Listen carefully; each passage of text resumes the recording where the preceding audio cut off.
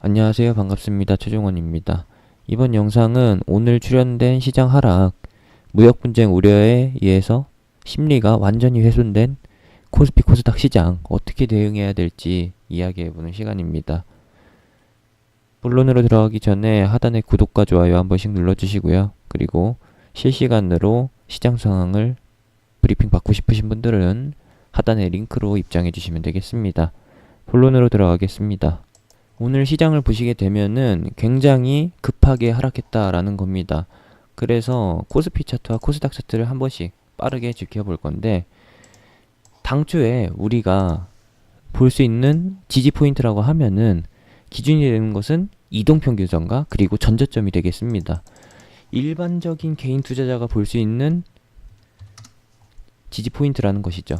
그럼에 있어서 2145포인트는 121선의 지지, 121선의 반등을 예상해 볼 수 있는 지점이고, 그리고 1120포인트는 이전 3월 달에 무슨 이슈가 있었느냐, 북한의 도발 이슈로 인해서 하락했을 당시의 저점 포인트라는 겁니다.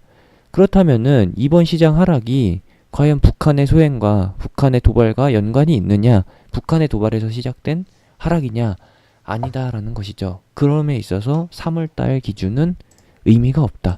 3월달 저점은 의미가 없고, 차트만 보는 사람들에 의해서는 이 지점이 반등 포인트로 잡힐 수 있지만 제 관점에서는 아니다라는 겁니다.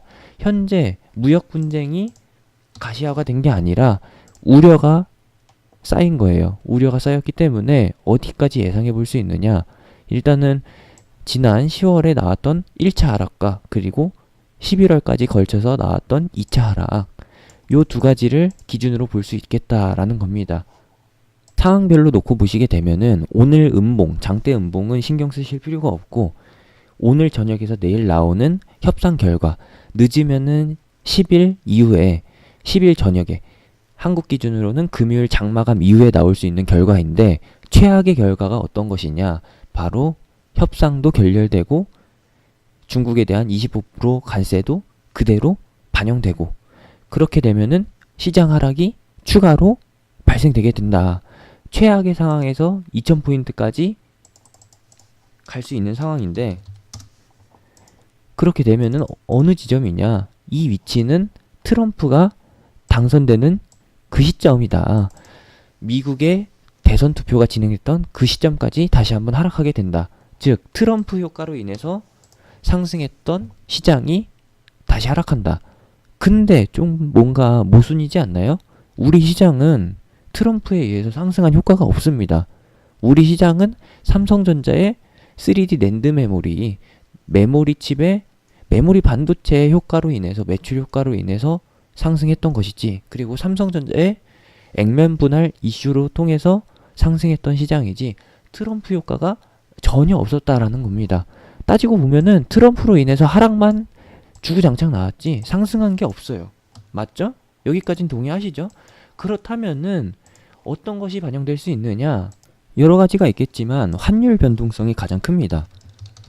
그리고 보복 관세에 의해서 미국과 중국 간의 무역 마찰이 일어났을 때 생길 수 있는 반사 이익과 그리고 동반 영향, 같이 따라가는 악재 환경, 악조건이 반영될 수 있다라는 겁니다.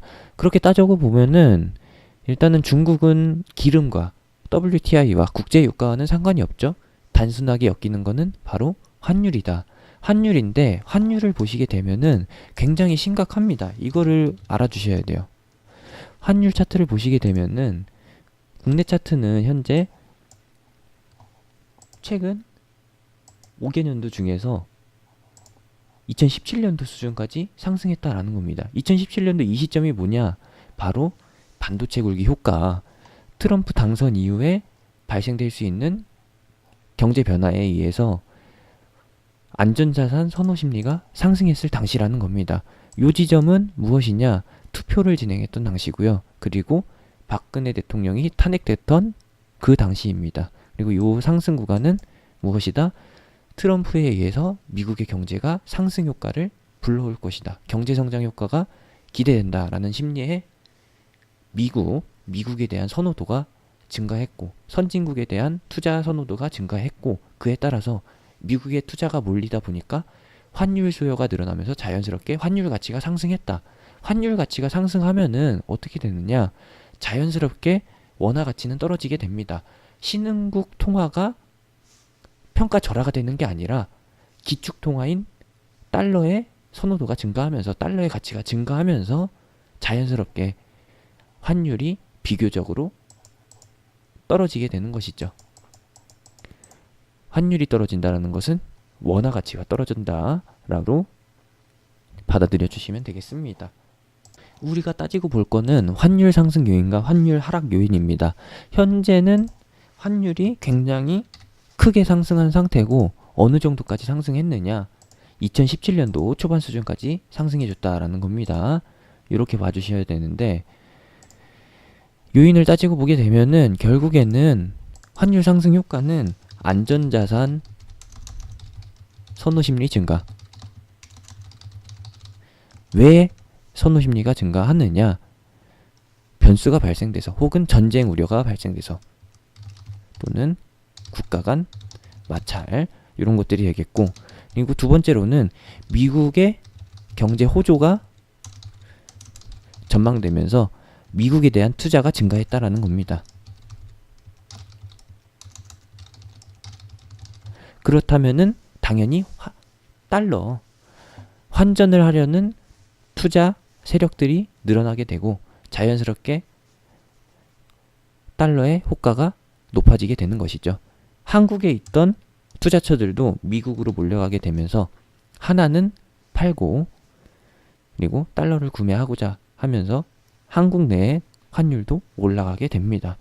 자연스럽게 하나의 가치도 떨어지게 되는 것이죠. 비교했을 때예요. 상대적인 거예요. 그리고 세 번째로는 뭐가 있을까요? 세 번째를 따지고 보게 되면은 세 번째는 반대적인 상대적인 효과입니다. 반대의 상대적인 효과. 신흥국 통화 가치 하락 또는 신흥국 투자 심리 감소. 신흥국에 대한 투자 이득이 예상되는 투자 수익이 떨어지게 되면은 자연스럽게 안전한 국가로 선진국으로 투자 수요가 몰리게 됩니다. 자연스럽게 신흥국을 떠나는 자금들이 선진국으로 몰리게 되면서 환전도 늘어나게 되고 그리고 미국에 대한 투자도 증가할 수 있기 때문에 달러의 가치가 높아지게 됩니다. 우리가 투자처를 옮길 때 금을 사서 옮기지 않잖아요. 만국 공용 통화인 달러를 구매해서 달러로 환전해서 재투자를 진행하기 때문에 다음 투자를 진행하기 때문에 자연스럽게 환율 상승 효과가 나타나게 됩니다. 환율 하락 요인은 당연히 쉽죠. 반대로 보이면 됩니다. 상승 요인의 반대. 안전자산 선호 심리가 감소합니다. 위험자산 선호 심리가 증가한다는 것이죠. 위험자산이라고 하면은 당연히 주식이 되겠죠. 증권, 증시, 주식으로 봐주시면 되겠습니다. 위험자산 선호 심리가 증가한다는 것은 산업이 현재 성장세를 띠고 있고 주가 상승이 예상되니까 안전자산에서 돈을 빼서 위험자산으로 옮긴다라는 겁니다. 그리고 환율 하락 효과는 미국 외에 타 국가에서 투자 수요가 증가한다라는 겁니다. 미국 외에 선진국 외에 대표적으로 신흥국, 우리 한국이나 중국에 대한 경제 호조가 전망이 돼요.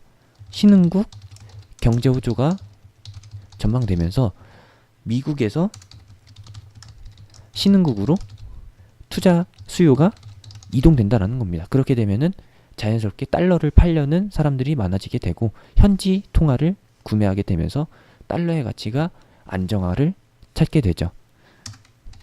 그리고 세 번째는 자연스럽게 미국 경제 불황 전망. 미국 경제 불황이 전망되면서 상대적으로 신흥국 투자 선호도가 증가할 수 있는데 이런 경우는 거의 없다라는 겁니다. 미국 경제가 불황을 겪게 되면은 역시나 안전자산 선호 심리가 증가하기 때문에 달러 가치가 상승할 가능성이 높습니다.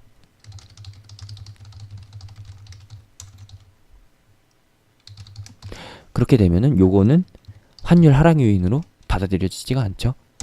그래서 세 번째로는 미국의 경제 불황을 전망하는 게 아니라 미국보다 더 나은 투자처가 발생되게 되면은 환율 하락 효과가 나타나는 것이죠. 실상 놓고 보게 되면은 환율 하락은 거의 출현되지 않고 안정화라고 합니다. 환율이 이전 수준으로 돌아가면서 특정 가격대에 머무르게 되면서 안정세를 보인다. 사실상 환율은 투자 지표예요.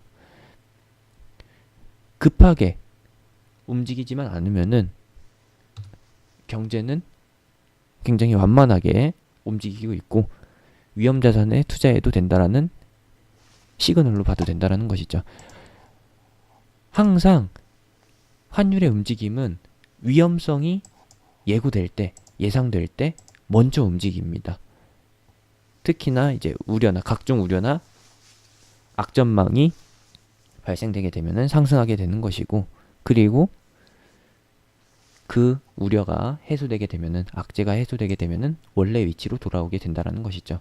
이것은 애초부터 예고돼 있던 4월, 5월에 미중 고위급 협상, 9차, 10차 협상, 최종 협상의 일정에 다다랐기 때문에 혹시나 하는 우려감이 반영된다라는 겁니다. 무역 협상에서 트럼프가 굉장히 강공을 펼치고 있는데, 트럼프라는 사람은 기업가 출신이에요. 기업가 출신이라서 어떤 태도를 보이느냐, 일반적인 투자자들, 일반적인 국가 관점에서 봤을 때 최악이라고 볼 수 있는 선택지를 항상 골라요. 트럼프는 기업가 출신이기 때문에 오로지 본인, 미국만 생각한다라는 겁니다. 개인주의일 수 있는데 이게 당연한 거예요. 기업가 출신들은 당연하게 이득을 추구하게 됩니다. 평화가 아니라 이득을 추구하기 때문에 타국의 손실은 신경 쓰지 않고 미국의 이득만 신경을 쓰죠. 그래서 관세 부과를 결정하게 된 겁니다.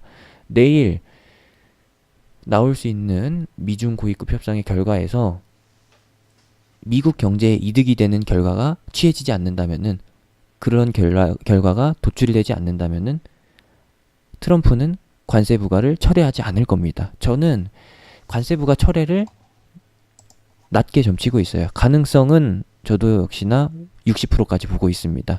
협상이 연장된다라는 것도 관세 부과는 그대로 깔고 가면서 중국이 토해낼 수 있게끔, 중국이 무릎 꿇을 수 있게끔 계속 연장해 나간다는 것이죠. 연장전이에요, 연장전. 축구로 보면은 골든볼, 골이 터질 때까지 계속된다라는 겁니다. 그 골이 의미하는 거는 중국의 굴복이겠죠. 지적재산권 침해, 반납과 침해 요건을 모두 다